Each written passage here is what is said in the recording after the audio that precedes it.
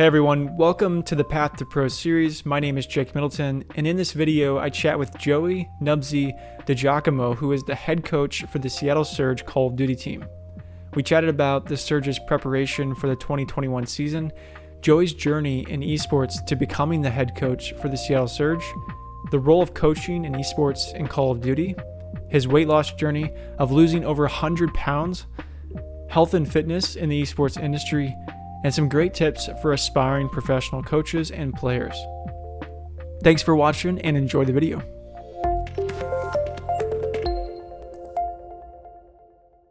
Welcome, Joey. How's it going, man? It's going really good. How are you doing? I'm doing pretty well. Thanks for being a part of our very first Path to Pro series episode. Excited to chat with you about your journey in esports. It's great to be here. I'm excited. So for those that don't know, can you tell us a little bit more about yourself and what you do?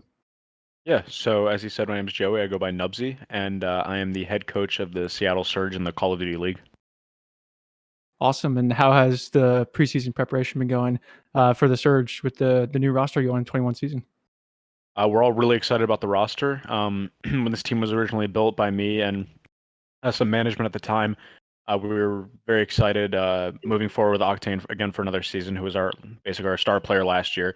And just kind of wanting to build around him a bit more and shape a roster around his ability and take a bit of the focus off him and put more players in that maybe can shine on certain days, different matches.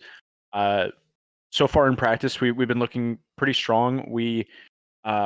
This team is a lot better at getting better than previous teams I've had. We're really good. We have some good leadership on the team, and I'm very excited for the season. Awesome. Yep. Octane, he's an absolute beast. So let's take a step back. And I would love to learn more about your journey in esports. So where you started and then how you got to where you are today. Yeah, so I was actually an amateur player for a couple seasons during 2017 and the beginning of 2018. I competed and I was never really great. I would kind of, get to events and I feel like I was a pretty smart player, but the mechanical ability, the certain things like that, just were never there for me. Definitely some nerves too when I would finally get on LAN and things would not shape up too well. But in 2018, towards the end, the World Championship was coming up, and I had already been friends with some professional players and high level amateur players at that time, just through building friendships and connections. And I had asked Elevate, who was an amateur team going in, if I could kind of just like sit in and help them out with scrims, see what's going on, do some like analytical work for them with their pool. And my good friend Mox and Proto, they said sure. So I worked with that team for the World Championship in 2018. We got top 8 as an amateur team, which was a really strong finish. That's awesome. Ended up being we beat Evil Geniuses, who ended up winning the whole thing. So we were definitely a solid team who went. And that's when everything like really sparked it for me. I realized I had a lot more passion for that than playing itself. I was way more emotionally invested when I could like work with a team, build something with a team, and then watching them go out and play and do my job that way. So going into the Black Ops 4 season, so that was going into 2019, I worked with another amateur team, the Pittsburgh Knights. We ended up not qualifying through the Pro League qualifier, but I got picked up on Gen G, who was again Mox and Spacely and Major Maniac, who were on that Elevate team. Picked up by Gen G, worked with them for the entire pro season, and we ended up getting 2 second place finishes. Naturally, we got dead last at the champs that year, so that was biggest upset in Call of Duty history. Always going to be ashamed of that one, but got 2 second place finishes that year, and then the league or Call of Duty as an esport franchised, and that's when last year I joined Seattle Surge and had a rough season last year. Definitely nothing that we had anticipated or expected it to be that bad, but going into this year, this is like the full turnaround. We've been calling it the revenge tour. So the revenge tour, I like that. That's awesome. Thanks for sharing that. I think you touched on a really good point too of like networking, like knowing people. I think like especially in pro esports, whether you're wanting to go pro and as a player or a coach, definitely important to have like that networking and knowing people in the space. So for those who are interested actually in more around like the role of a coach in esports, and any coaches that might be aspiring to get to that level, like what's your role and your responsibilities as the head coach of the Seattle Surge? So when I first started out, I was very analytical based. Most of the things I did because I felt when I first started coaching very early on in my career that people really wouldn't want to hear what I had to say about the game itself. I stuck to a lot of numbers, a lot of data, analytics, things like that. But as like time went on, I realized I was getting more comfortable with the players. This would have been in like 2019, and I could actually start giving my like criticisms and advice, and they would absorb it. They would take the information. Um, so going into last year, I was fully comfortable with criticizing after maps, and then of course that fully invested in that last year. As for like a day to day type thing, typically what we do is we'll hop on early, get on nice and early, probably like hour before scrims, do an hour and a half, and we'll watch VOD. Just go over film for about an hour or so, just going through maps that I select from the day before that I deem valuable to watch and take information from, criticize. We watch it as a full team, and then we go through 2 to 3 sets of scrims a day, just playing other professional teams, sometime top amateur teams, depending on how the time slots work out. And then we'll have like discussion afterwards in between all of that, and it's basically just we take every day and we set goals and we go in with an open mind in every situation, ready to absorb any information we can get from that day. And which is something that I feel like we did a bad job of last year, which was setting goals and making sure every day was actually valuable. So this year we're really planning, and we've done a good job of actually laying out what we want to accomplish every day. So that's Awesome. kind of the day to day.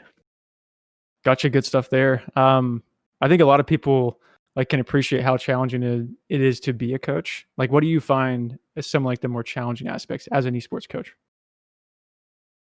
Uh, Something that I can objectively see as the most difficult, but I don't think it's the most difficult for me, is like personality management. I think a lot of the times, a difficulty that some coaches have is realizing that with different players, you have to talk to them in different ways. Not everyone is going to handle criticism or absorb information in the same in the same tone, the same capacity of information. So you kind of have to pinpoint individual like characteristics about certain players on your team and figure out the best way to deliver that information to them. And I think that's something some people that I can at least I've seen struggle with a bit. And it's no easy task because some players are hard to talk to. Uh, so I think that's kind of like objectively agreed upon the most difficult part. And then aside from that, learning a new game can be hard, but uh, I think my teams have done relatively well with that. I think we're good at learning pretty fast. Good stuff. Do you guys do anything like any personality tests or anything? Do not. That would be quite interesting. We have some real characters on this one, this team specifically. We have some real personalities. I think everyone's actually like pretty similar, which is funny. Uh, it's a bit how the team was last year, but obviously there were it was 5v5, so there was like more people. Roster was more dense. Like, but Yep. I feel like um, this year we just have like a really good vibe going into every day, every scrim, and I love the personalities on this team. I think we all mesh super well. That's fantastic. So you say that you guys have definitely a good team atmosphere going for you guys.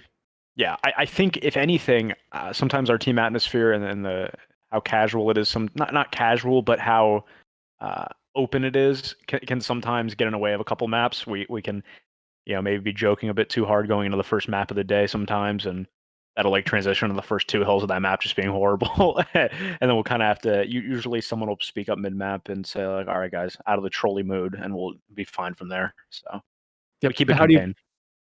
How do you feel as like a coach like that you've kind of created that atmosphere in terms of like what you've done to kind of establish that? It feels great because it's like my personality. I'm a person who, when I am serious, I'm very serious, and I'm very animated. So when I am serious, people can like visually tell, which is good because every time we get into a scrim or like after a map, it's very easy like to understand the tone that I set.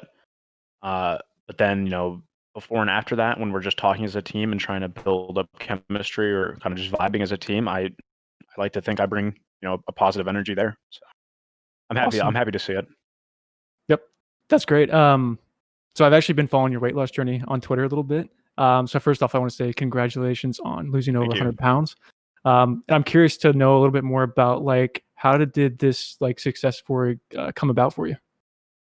Yeah, so it was actually in that previous 2019 season when I was on Gen G, I remember got back from the London event, and I think that was in like late May, going into the summer.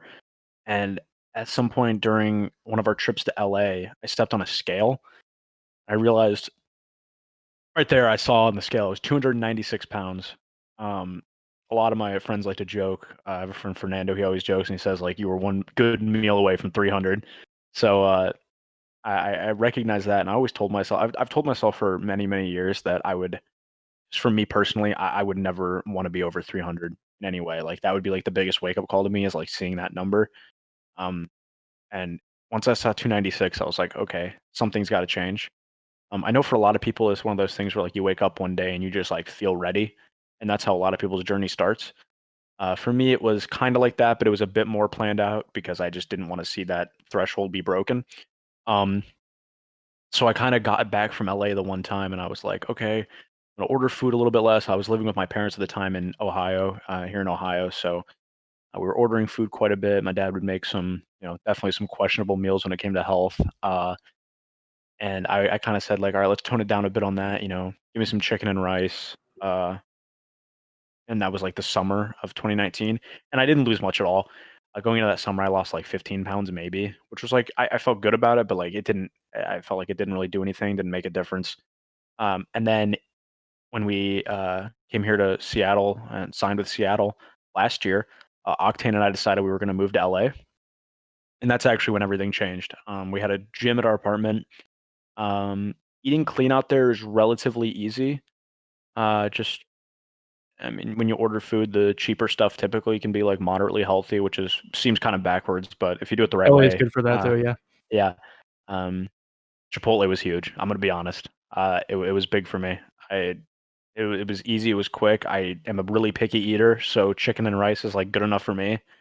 So anything, not just Chipotle either. Any restaurant like that where I could just order like chicken and rice or salmon. Oh, salmon I got into recently, but chicken and rice at that time. Um, was like super easy for me, and I would just go to the gym every day, do a lot of cardio, and then by around COVID time is that time frame that I describe it as when COVID really started impacting lives. I was down to about 250, um, and then for a while I did it in a pretty unhealthy way because I couldn't go to the gym anymore. So to compensate for not being able to go to the gym, I just wasn't really eating a lot, which was not good at all. I felt very sick for. I did that for a prolonged amount of time, and I ended up getting really sick. Was having like really bad abdominal pain. My body was basically just eating itself. I was eating between 800 and 1,200 calories a day, and I stopped doing that pretty quickly going into the summer when I came back to Ohio too. I stopped doing that. Um, got on like a pretty good diet, 3 meals a day typically. My metabolism started getting really good. Uh, I noticed that when I went to Alabama for Pander's wedding. We were eating just terribly, and I came back and I didn't gain a single pound. And I was like, "Wow, maybe my metabolism's actually actually changed up a bit." Um, so then going into this year, I moved back to Ohio out of LA, and I was just hoping that once I got an apartment here, I would still be able to eat pretty clean, which I have done. And yeah, as of today, I stepped on the scale today, and I'm 190, 191. So That's fantastic. yeah, we're doing it. Still want to get down a bit more uh, before I start doing like any strength training or anything. I want to get down a little bit more, but biggest thing right now is clothes too. So you can see this shirt right now does not fit me. This is one of my older shirts. It's like Gotta falling spend some off. money But now. yeah, I'm just at my parents' house right now, so I have all my old clothes here, and it feels huge, but it's I don't know. It feels good to wear it too, because like I remember like wearing this shirt and like feeling like it was tight, but I wear it now and it's just falling off. So it feels really good, but it's been like a hard journey, and it's definitely time consuming and energy consuming, but if you make it a habit and you make it a lifestyle, it feels like it takes nothing away and it gives you everything. That's amazing. Yeah. I mean, your story is inspiration for a lot of gamers that are probably looking to do the same thing. And I'm interested to know more about so exercise, you focus specifically on cardio. Like how Yep. much cardio did you do each week and like what specifically did you do? Yeah, a lot. I wasn't lifting at all. I still am really not. I'm still hesitant to go back to the gyms here. They've been open in Ohio for months now, but I've only gone a few times because it just doesn't. not something I'm interested in right now. My area has been really bad for COVID, so kind of laying low a bit. But when I was starting out, going into when I started dropping a lot of weight fast, was the treadmill was huge.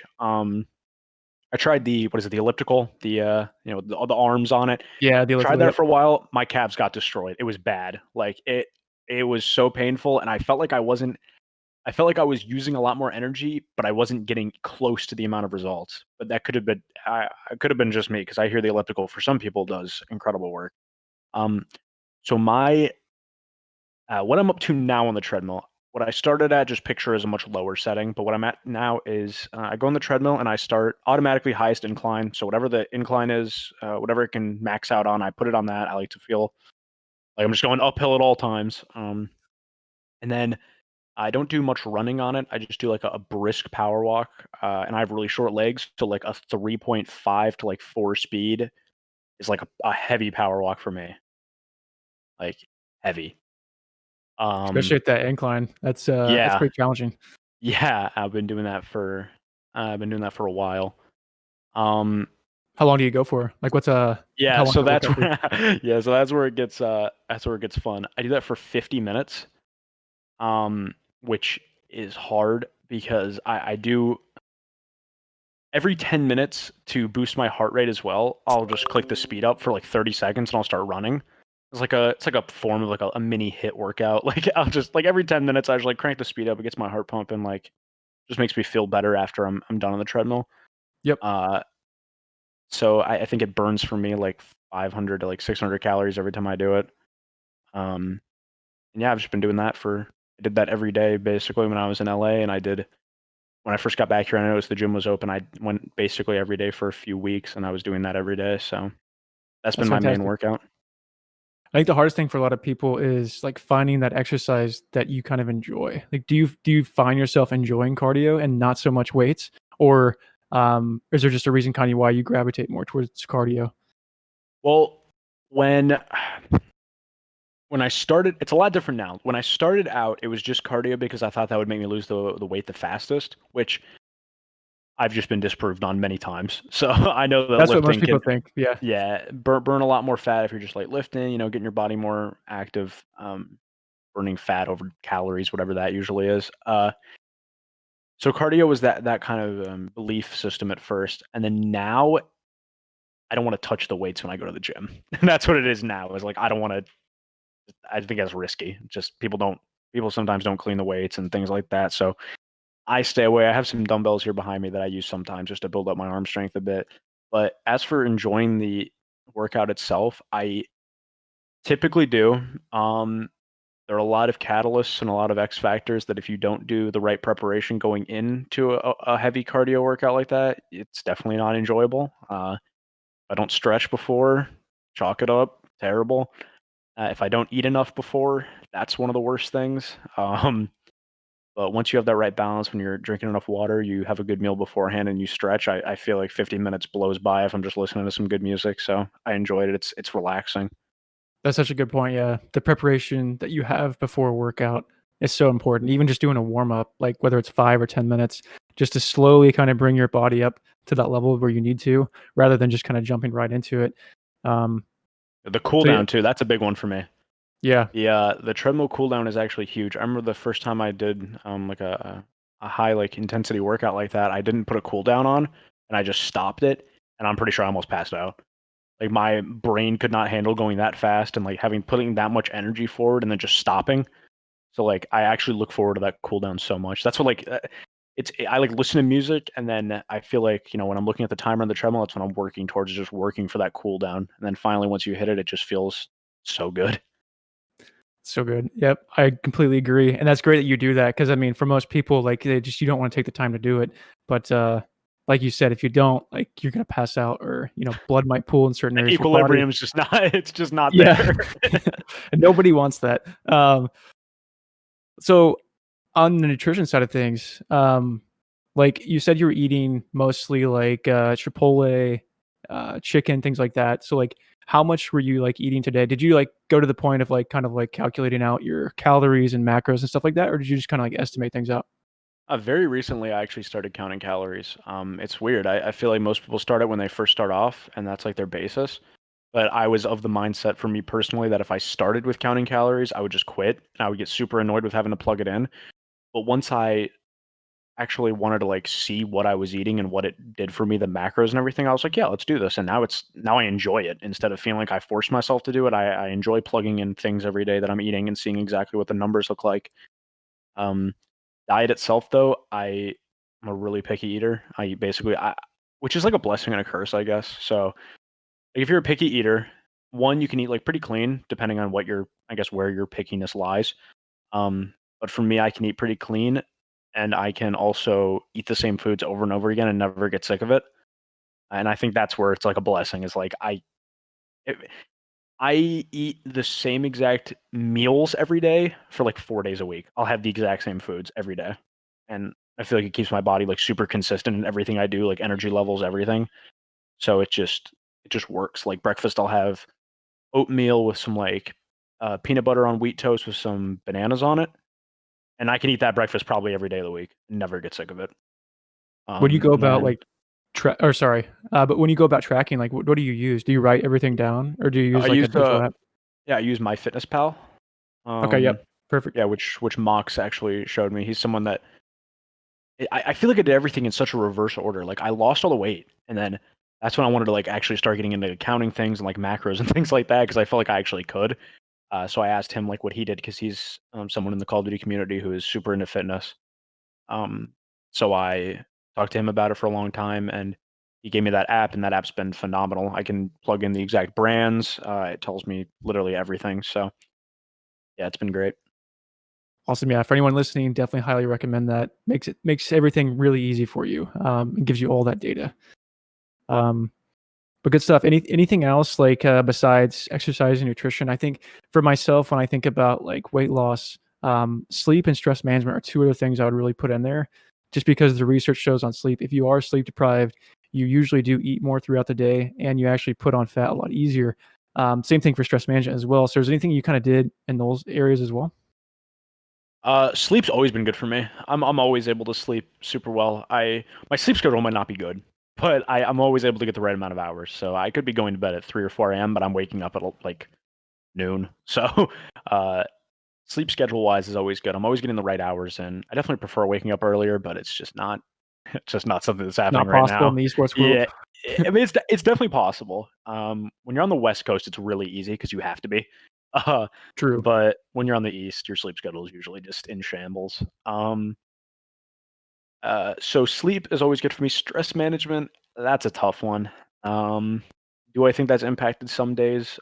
100%. I think some days I'm like so just like aggravated or in my own head about like whatever, however, like maybe scrims went that day or anything. It can be definitely hard to have like motivation to do anything else. Um, so I could definitely see maybe not being the best at controlling that, but on days where I am like super motivated and the stress levels are low, then everything I do diet wise, exercise wise is just much better. Is there any Just kind of feeling like things that you utilize to kind of help cope with stress?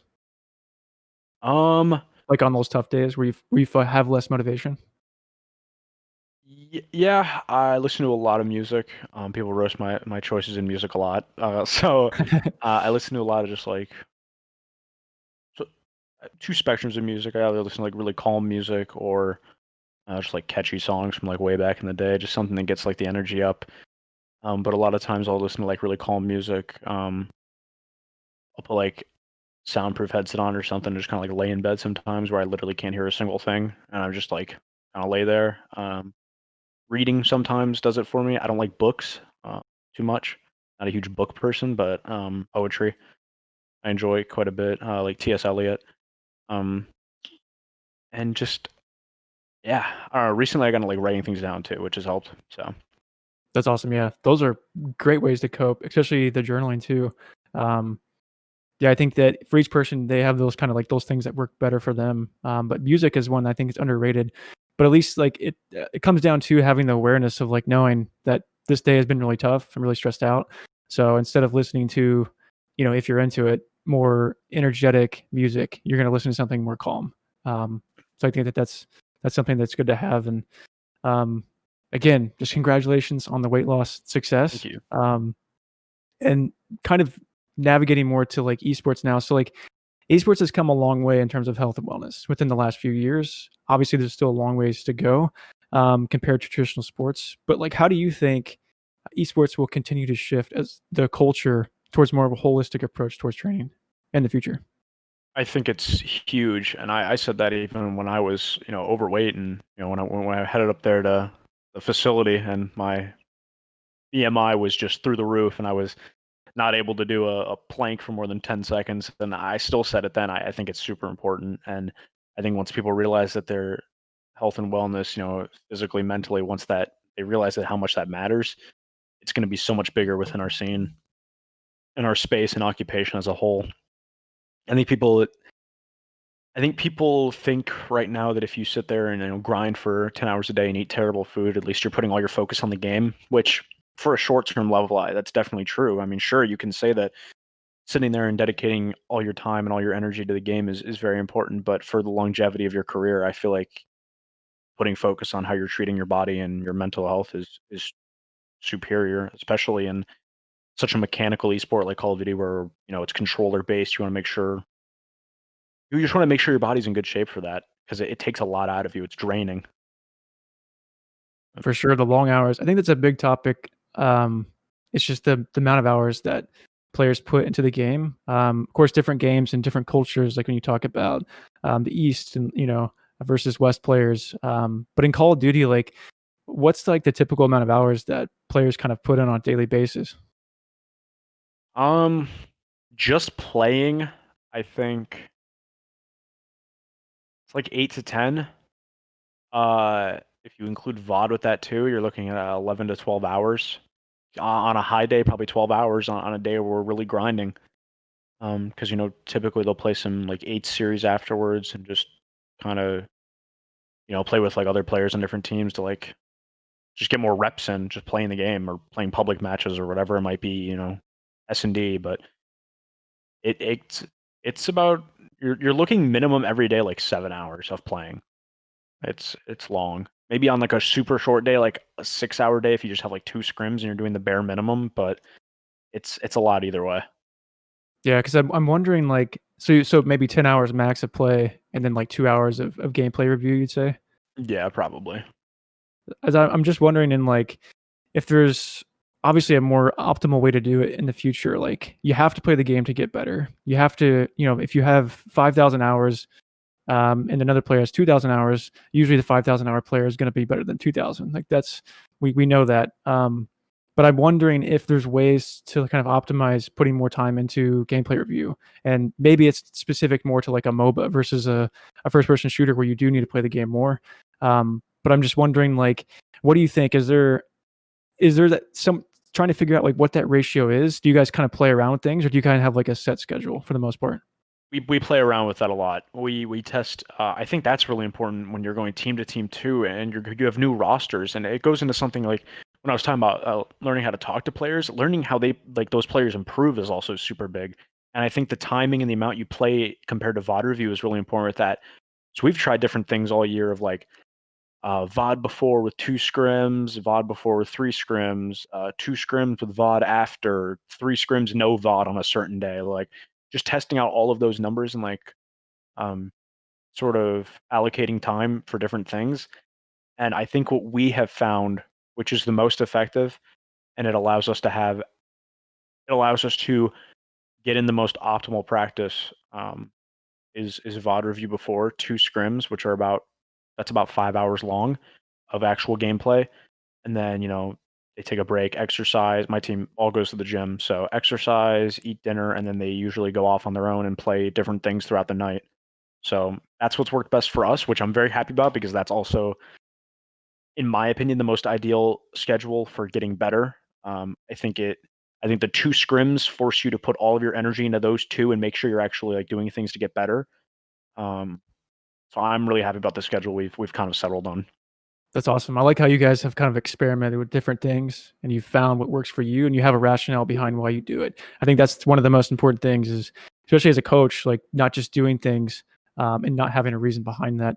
So you mentioned they go to the gym. Is that something that like they just kind of do on their own, or is that something that's kind of just built into the culture of the team? Uh, there was like a gym phase in Call of Duty years ago where like I feel like everyone loved going to the gym, and then that stopped very fast. That had to been like 2017 or something, and that stopped pretty fast. My players still do it though. Sam last year was going to the gym a lot. He lives in Texas now, so maybe not going as much. Preston and Pierce go every day, I'm pretty sure. So let's go and listen Pristini go every single day. And then Looney, I'm not sure if he goes to the gym. I know he was on that way for a while, but I'm not sure if he still goes. But at the very least, Pristini and Gunless every single day are going to the gym. And Pierce does a lot for health and wellness too. That's something I commend him on a lot. Gunless has that stuff on lock. He does. I mean, he does meditation, yoga, 2 days a week. He 2 days a week. He's 5 to 10 minutes late to VOD review because he does yoga, and like it's 100% acceptable. Because like That's he's amazing. Yeah, like I would rather him take care of himself than come and just. It gives us a little bit of entertainment too, because like he'll be Ubering back, and then he'll be so out of breath because he just sprinted up his steps to get into his apartment. So it's like pretty entertaining for the first 5 minutes of VOD. So he takes care of himself super well. He goes to the gym every day. He's super disciplined in everything he does. And Pristine has been going to the gym since like last year. He goes every single day, and he's taking good care of himself as well. that's fantastic. I'm curious why did it drop off in 2017 in the COD scene? I don't really. I just remember like I swear I remember this time period where like everyone after scrims or like before eight started when I was like, I'm gonna hit the gym real fast, and then I swear it just stopped. I don't know what I think it's before competition was huge. I think it's when there weren't like when the competition was definitely lesser. This was before your Simpson and Beezy's, and I Mhm. swear once those kids came in and everyone realized like the talent level was skyrocketing, people changed up fast and they just started grinding more. Um, I don't know if that's actually what it was. It might just be a trend. Trends happen a lot in COD too. We're a very trendy esport. We pick up certain things and drop them really fast. So maybe the gym was the trend for that 6 month period. Gotcha. Have you noticed like whatever your players work out before they play versus like if they don't, do they usually play better after they work out? So Pierce works out beforehand.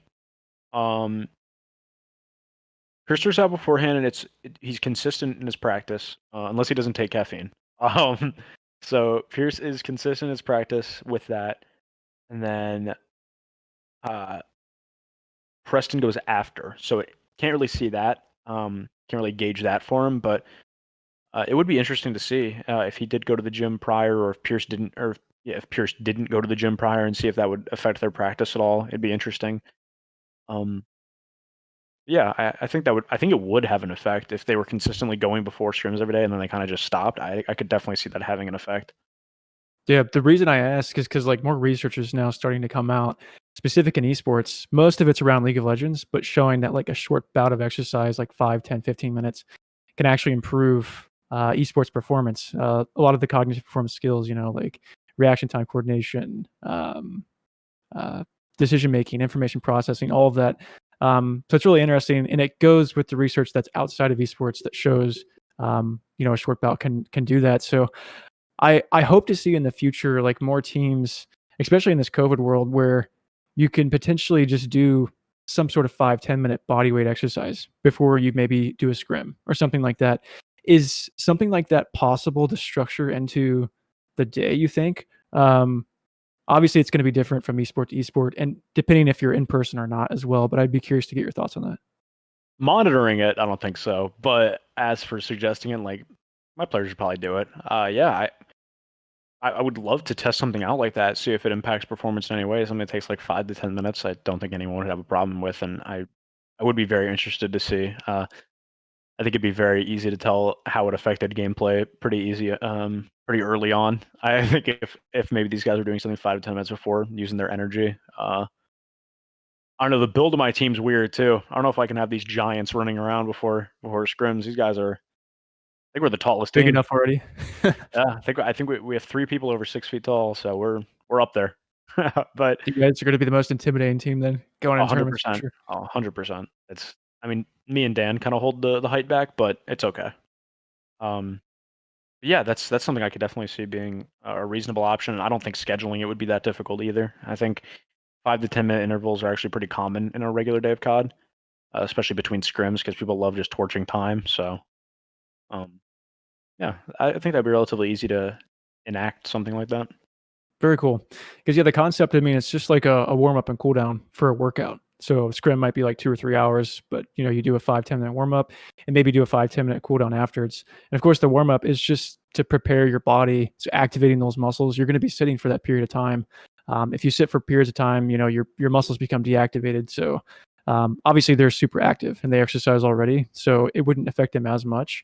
But for those in the space who don't exercise as much, it's an easy way to get more physical activity throughout the day, um, and help meet those guidelines per week. So um, hopefully, our goal at Adamas is kind of help to kind of push that model out there a little bit. Um, but yeah, thanks for your thoughts on that. So my last question for you is: so knowing what you know now, what are some tips that you would give to some aspiring professionals, whether it's players or coaches? Yeah, I feel like I say this on every interview slash podcast I do. It's probably getting repetitive. I am very involved with the amateur scene. Um, I put a lot of thought and effort into making sure that scene thrives. I talk to those players very often because I realize that they're really the lifeblood of the league. They make sure that we're going to have longevity in this scene and that they're going to be coming in and being strong players. Uh, so I give them as much advice as I can on any given day. And knowing what I know now, uh, it's a lot of things that people don't like to hear. It's a lot of things that I feel like people would get annoyed with, but a lot of it is building up your brand as much as it is building up your skill as a player. You can be an extremely talented player, and it's easier now to be extremely talented and get noticed than it was before. Before, you could be really talented and still just get disrespected or not picked up on like an even better amateur team. Now it's a bit different because we've seen a surge of players and challengers that have just been like raw talent is insane, like Mac and Vivid, and they'll just get picked up. Like no big brand or anything, they'll just get picked up by like word of mouth, which I'm really happy to see. It just should be how it works. Um, but for aspiring players, I would say just keep grinding, work your way up. Don't hold yourself back in any capacity, whether that's um, if you feel like you're playing with players that might hold you back, not in an egotistical way either, because once you have an ego as an amateur, you're going to be looked down upon 100% of the time. There are a lot of amateur players that have a lot of talent, but their egos are getting the best of them daily. So don't hold yourself back. Just play so much of the game. And in the same space, in the same regard, take care of yourself mentally, physically, just making sure you're in the best condition you can be because there's no point in you grinding for, all that success, grinding to get into the league. You make the league and then you realize, wow, my mental health, my body is just damaged from the grind that I put in to get here, and it's just not worth it because you're gonna get smoked. Like there's no reason for that. Um, so yeah, players is just not having an ego. Listen to other players too. If someone's giving you good advice, just listen to it. If they're giving you bad advice, just nod and give them an okay. Um, Coaches, I know there's actually a lot of aspiring coaches in Call of Duty, which makes me extremely happy to see. I remember when I started out in 2018, there were like 5 of us maybe. Um, because coaches had a big gap of like not being utilized. So coaches were like 2012, 2013, there were coaches, and then they stopped for like 5 years, and then came back in 2018 when the scene started to grow again. And then when I came in at the end of the 2018 season, there were like like 5 of us probably. Um, then by that time in 2019, every team in the league had a coach. So it's a growing industry at all times. When you look at things in the future, like potential like league expansion, it's something to work towards. And coaching amateur teams is super rewarding too. It gives you such a good foot in the door when it comes to getting your name out there a little bit. If they gas you up, if they make it, talk about how you were a good coach. Um, Best thing you do as a coach though is it's weird when you're. I feel like if you're an amateur coach starting out, and it's strange for me to talk about because I felt like when I started, I already had like made connections, so it's definitely different for me compared to others. But um, knowing your place, I feel like as an amateur coach is a very big thing. Uh, in the regard that some coaches bring a lot of intensity, which can be a good thing if you're talking to the right people. But again, it's all about how you talk to players, all about how you talk to individual people, and sometimes that can be misconstrued as like dramatic or kind of just overbearing. So just knowing the place you're in and understanding your players super well, and treating every team like it's going to be your last one is something I've always done.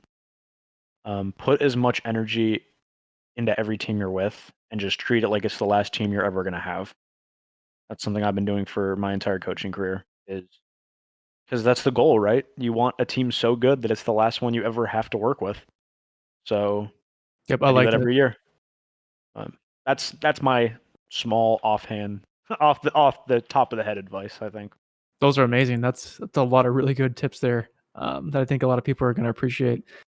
So just want to thank you so much, Joey, for your time and having this chat, and being on the show. Can you share any of your socials or where people can find you at?